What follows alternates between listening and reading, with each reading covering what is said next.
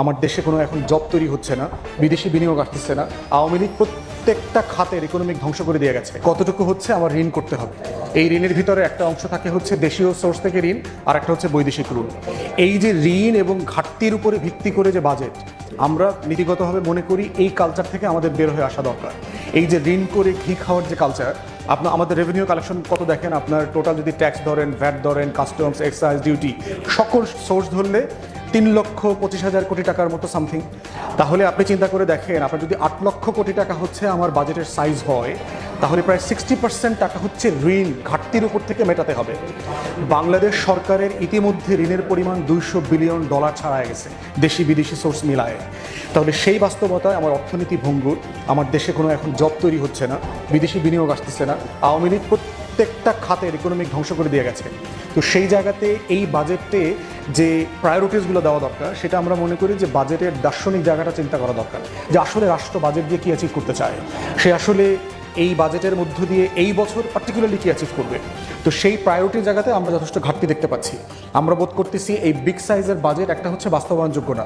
প্রতি বছর আমরা দেখেছি অলমোস্ট 35-40% বাজেটের টাকা বাস্তবায়ন হয় না। এবং এই সময়টা দেখবেন খোরাখুরি বাংলাদেশে সবচেয়ে বেশি হয় বর্ষাকাল আসলে। কেন? জুনে বাজেট ইয়ার শেষ, তো এপ্রিল মেতে প্রচুর টাকা জমে যায়। আমলারা, ইঞ্জিনিয়াররা, ঠিকাদাররা, রাজনৈতিক দলের নেতাকর্মীরা মিলে এই 2-3 মাস কিছু লুটপাটের প্রকল্প করে সিম্পলি জলে দেওয়ার জন্য। এবং আপনি বিভিন্ন সেক্টর বেস দেখবেন, হেলথ মিনিস্ট্রি দেখবেন 30%-40% টাকা ফেরত দিয়ে দিচ্ছে, অ্যালোকেশন করা হয়েছে, খরচ করতে পারছে না। তাহলে আপনি দেখতে পাচ্ছেন একটা ডিপার্টমেন্ট গত 10 বছর ধরে বাজেট বাস্তবায়ন করতে পারছে না, তাকে আপনি এবছর আবার টাকা বাড়িয়ে দিচ্ছেন কেন? আপনি কেন রিভিউ করলেন না যে আপনি গত বছরে টাকা খরচ করতে পারেন না, এত টাকা কমাই দিতে হবে? তো সেই জায়গায় আমরা বোধ করতেছি বাজেটের বছরও পরিবর্তন করা দরকার, যে এই জুন জুলাইটা আমাদের বাজেটের জন্য একদমই রেলেভেন্ট টাইম না। ইদার হচ্ছে এটাকে আপনার শীতকালে নিয়ে যাওয়া দরকার নভেম্বর ডিসেম্বর থেকে, অথবা সিম্পলি ক্যালেন্ডার ইয়ারে চলে যাওয়া দরকার জানুয়ারির 1 তারিখ থেকে। কারণ হচ্ছে এই সময়টাতে বাজেট হওয়া মানে হচ্ছে প্রচুর অ্যালোকেশন আসবে ফান্ডটা বর্ষাকালে আগামী অক্টোবর নভেম্বর পর্যন্ত আমাদের টানা বৃষ্টি, বাদল, বন্যা, ঝড় বৃষ্টি থাকবে, টাকাটা প্রচুর অপচয় হবে। তো সেই জায়গাতে বাজেট বর্ষ পরিবর্তন করা দরকার, সাইজ পরিবর্তন করা দরকার। রেভিনিউর বাইরে এত পরিমাণ লম্বা সাইজের, বড় সাইজের বাজেট তৈরি করাটা এই কালচার থেকে বের হয়ে আসা দরকার। আর ফোর্থ হচ্ছে যে আমরা বোধ করি যে বাজেটের সেক্টর ওয়াইজ, ডিপার্টমেন্ট ওয়াইজ খাতগুলোতে লোকাল অ্যাডমিনিস্ট্রেশন ইনভলভমেন্ট দরকার। আমাদের পক্ষ থেকে একটা প্রস্তাব দিয়েছিলাম, যেহেতু এই মুহূর্তে স্থানীয় প্রশাসন নাই, উপজেলা পরিষদ যখন নির্বাচিত হবে, উপজেলা পরিষদের চেয়ারম্যানদেরকে নিয়ে কিন্তু পৌরসভার চেয়ারম্যান, মেয়র এবং সিটি কর্পোরেশনের মেয়রদেরকে নিয়ে কিন্তু একটা বাজেট পার্লামেন্ট করা যেতে পারে। কারণ তারাই দিন শেষে কিন্তু এই টাকাটা খরচ করেন এবং তারাই জানেন যে আসলে কয়টা রাস্তা দরকার। সচিবালয়ের সচিব কিন্তু জানেন না যে আসলে আমার কয়টা রাস্তা দরকার। তাহলে যাদের মাধ্যমে বাজেট আপনি বাস্তবায়ন করবেন, তারা কিন্তু এই বাজেট প্রণয়নের পদ্ধতির সাথে আপনার ইনভলভ না। এই জন্য আমরা একটা বাজেট পার্লামেন্টের কথা বলেছিলাম, যে আপনারা নির্বাচিত প্রতিনিধিদেরকে নিয়ে করেন। এই মুহূর্তে যেটা নাই সেটা হচ্ছে না, এবং কিন্তু যেটা তারা করতে পারতো সেটা হচ্ছে আজকে যমুনাতে যেটা করছে, তারা ন্যাশনাল ইস্যুতে যেভাবে সরকার পরামর্শ করছে না রাজনৈতিক দলগুলোর সাথে, বাজেট নিয়ে কেন করলো না? তাহলে আপনি অংশীজনদেরকে নিয়ে একটা অন্তর্বর্তীকালীন সরকার চালাচ্ছেন, এই সরকারের সবচেয়ে গুরুত্বপূর্ণ, অথবা যে কোনো সরকারের বছরের রাষ্ট্রীয় সবচেয়ে গুরুত্বপূর্ণ কাজ হচ্ছে বাজেট।